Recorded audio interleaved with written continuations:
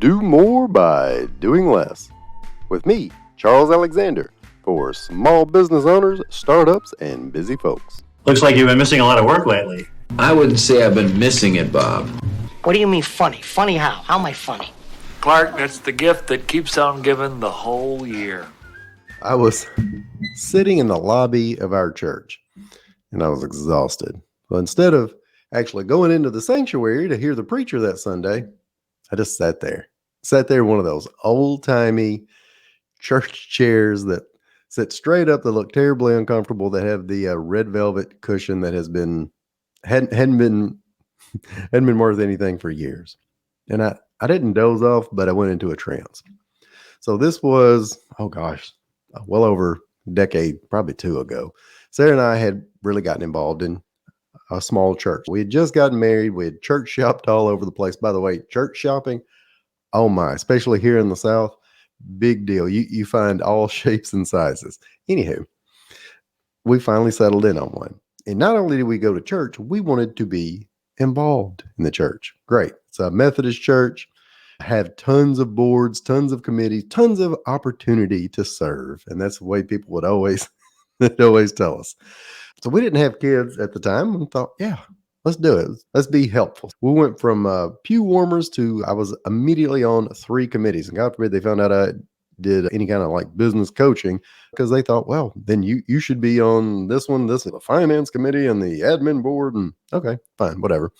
Then, there wasn't a lot of Sunday school for younger folks at the time. So I began teaching Sunday school, not really knowing enough to teach, but knew enough to get started. And by the way, we need an usher. You got two good legs here. Can you usher? Sure. Yeah, I guess.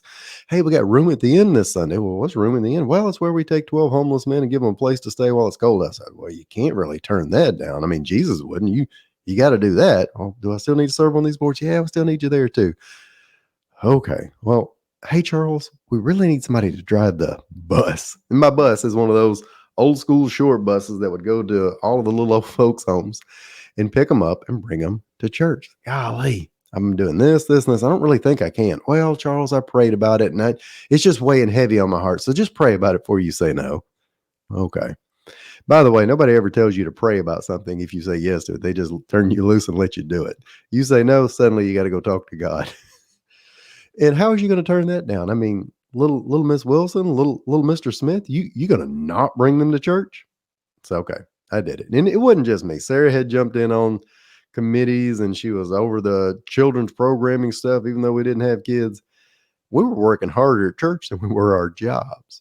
And the idea was, you're serving. That's what you're supposed to do. And anywho, we were doing it. And months in, not even a full year, but months in, I remember I had this one week where I served on all the different committees, and I did room in the inn, and we did ushering, and I had to drop off. I had to pick up, and it was hard. I got exhausted, and I was about to burn out on church, not Jesus necessarily, but just all the different things. And everybody could always find a way to guilt you into it. You could guilt yourself into it. Couldn't say no, could always say yes.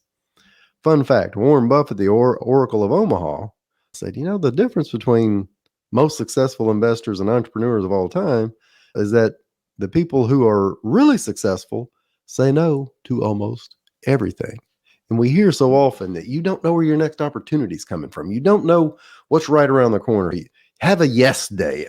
Terrible movie, by the way. Say yes to everything and just see what happens. And I know we love saying yes. I love saying yes. My wife really loves when people ask her to do things on PTOs and for dance or for this, that, and the other. Why? Because first and foremost, we like to help other people. It's just in our nature. We want to know that we're doing good things for other folks.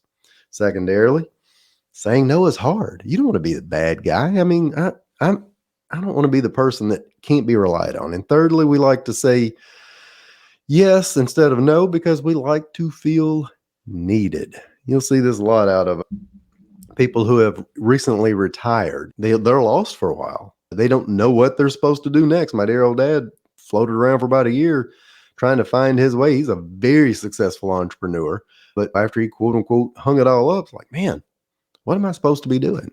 Once you kind of get through all of this and you realize why you're saying yes to all this stuff, you need to realize something, that everything we say yes to means we usually say no to two other things, usually two more important things.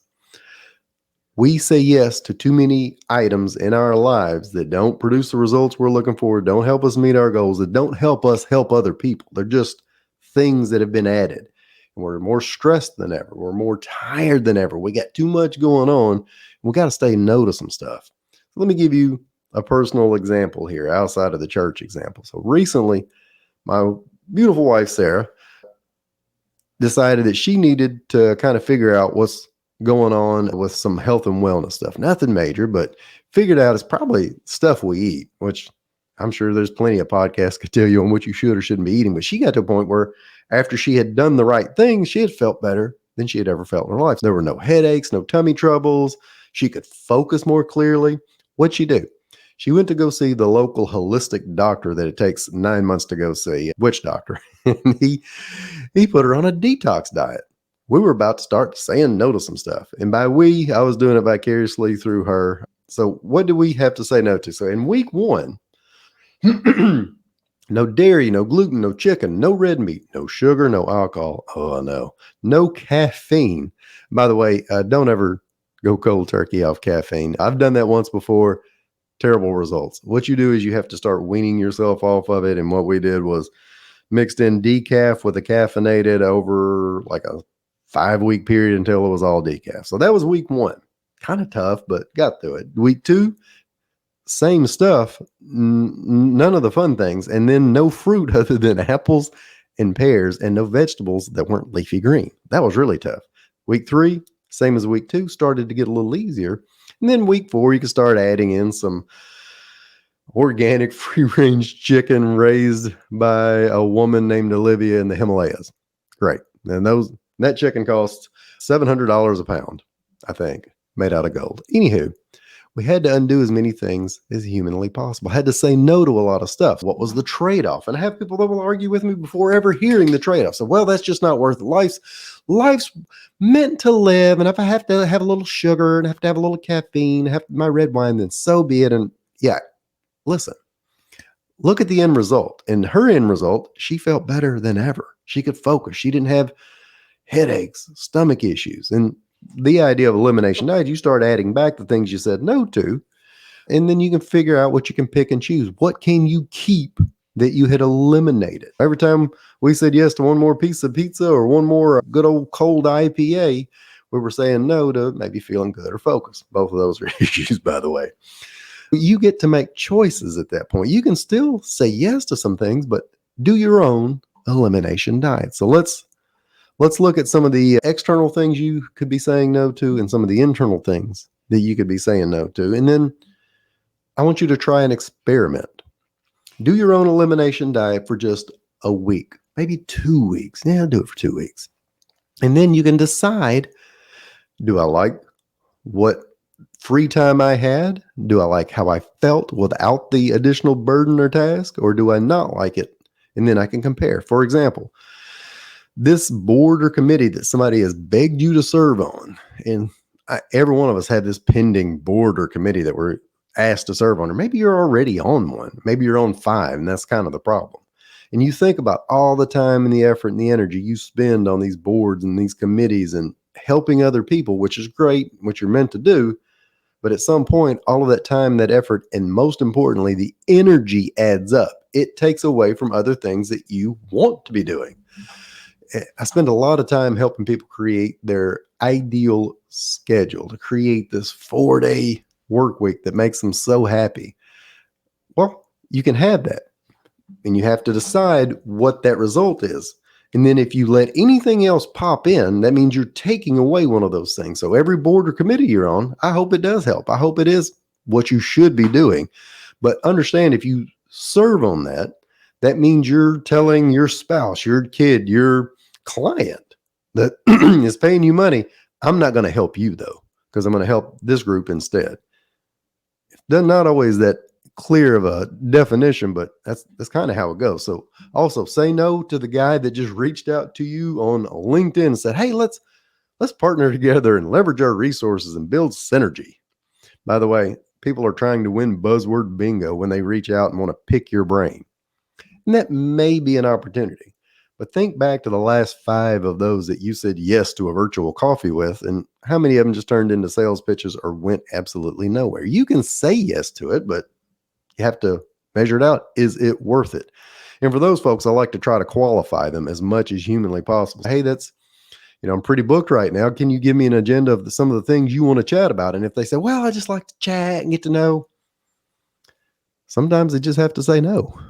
Employee drama. You got employees that bring you nonstop issues, or they reverse delegate. I got a future episode on that coming up. I promise you. Reverse delegation, where they want to ask you all of the things and tell you all the problems. You're allowed to say no to this. Meetings. Many people come from the corporate world and they go into entrepreneurship because they hate meetings. And then the first thing they start doing is scheduling meetings. First of all, if you're invited to a meeting, if it doesn't have an agenda, do not go. If you go to meetings, tell people you have a hard stop. And I don't know why that term is so magical, but if they say, hey, we're going to have a meeting and you've decided you're going to it and it's just going to take a little bit, not long, tell them you got a hard stop at 3:30, 3:45. Because if you don't, they'll ramble on until 4:30 and still not have anything accomplished and then schedule a follow-up meeting. If you're scheduling your own meetings, that's fine. We need meetings on occasion, but make sure you have a purpose for the meeting. It's not just meeting to be meeting. Entrepreneurs will spend an average of about 10 or 12 hours a week dealing with just meetings. And I love talking to people. I love hearing what they have, belly to belly, face to face. But so many times we're not spending that time very wisely. To one more of your kids' activities, say no to some more of what that is. That's something me and the wife both need to really physician heal thyself. When I say one more kids' activity, if you got children, they're probably whatever. They're in basketball, football, dance, cheer, voice, guitar, painting, skeet shooting. They're not skeet shooting, but maybe. Say no. Say no to one more thing that's a fundraiser. Say no. There's somebody else that will step up in your place. And if somebody's going to talk bad about you for not doing it, you probably didn't want to hang out with those people to begin with. And then say no to your extended family's guilt trip. Hey, are y'all coming over on Sunday? Everyone else is, and you're already exhausted because you've been full of the week of other things you didn't say no to. You're okay. You can say no to that. Yes, I know grandma and grandpa won't be around forever, and it's a terrible thing to say, but spend other additional quality time that you select to be with them after you've said no to other things. And then here's some internal things you need to take a break from. I already said this, but the pull of email. Quit saying yes to answering your email every 10 minutes. Every time you answer or check email unexpectedly, you said no to helping somebody that should have been helped. You've said no to your mental health and well-being. You said no to going to the gym because you putzed around all day checking email. Say no to some of these meetings that you set. Say no to researching every friggin' thing that goes through your mind. And I'm terrible at this. Just watched the movie Mudbound last night. Has nothing to do with the topic, but I wanted to know, what was it during World War I or World War II? Let me go to the Wikipedia page. And then 17 minutes later, like, oh, that's right. I'm everywhere else. I should have said no to this. Say no to your phone, by the way. That's a great example. Phone use out of control. We have to dial that back quite a bit. I plan on doing multiple episodes on how to dial back our phone use. I mean, we've had problems saying no to things forever, but over the past 6-7 years, our phone has dominated our lives. And while it's made some improvements for us, it's taken much more than it's given us. And if you think that, for example, I'm using my phone to check the news, or I have to have the news on, which is another internal thing to say no to, the excuse I always get, but as a human being, I need to know what's going on in the Middle East. No, you don't. You don't need to know. You know why? Because you're not going to do anything about it. You're not going over there. You're not doing any support that's in real life. And as sad as that is for me to say that, I know that you aren't filling your mind with good stuff that's going to help the situation.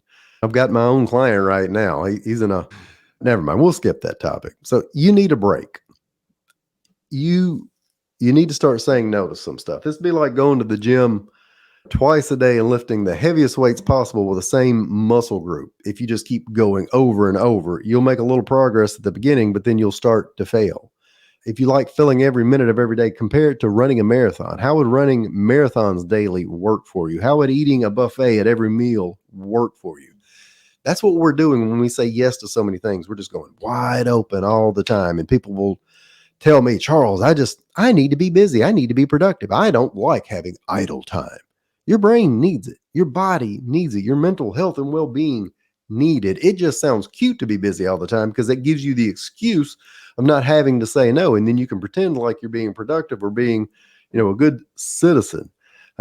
Good friend of mine who had served, let's say, we won't dime him out. Let's say he was the Rotary president. And he served on that and he said yes to every single solitary meeting, took on everybody he could. And then one day just realized he wasn't getting to watch his kids grow up because he was involved in every single solitary thing he could be in. He said no. Somebody else stepped up. Nobody talked bad about him. Now he's got his life back. So here's some things to do. Identify one thing this week that you can say no to out of all the things we listed. And then you know what? Stop doing it. Replace it with something else that you actually enjoy. So let's say you've decided that board or committee is a great one. Tell them you need to take a hiatus. Tell them you got some personal stuff. That way they can really worry about you. But tell them, look, I'm going to take a month off. With those 4 hours, don't waste it. Don't just go to YouTube. Don't go to Netflix. Don't check your email. Replace it with something you really like. If you're not going to the gym, go to the gym at that time. If you're missing time with a spouse, go on 4 dates. If you're missing time with kids, insert that there. If you're missing time just sitting and reading and being quiet or hiking, replace it. Then, after those 4 weeks, compare the two. When they reach back out to you and say, sure would like to have you back over here on this XYZ committee. You can say yes, but say, all right, you compare it internally.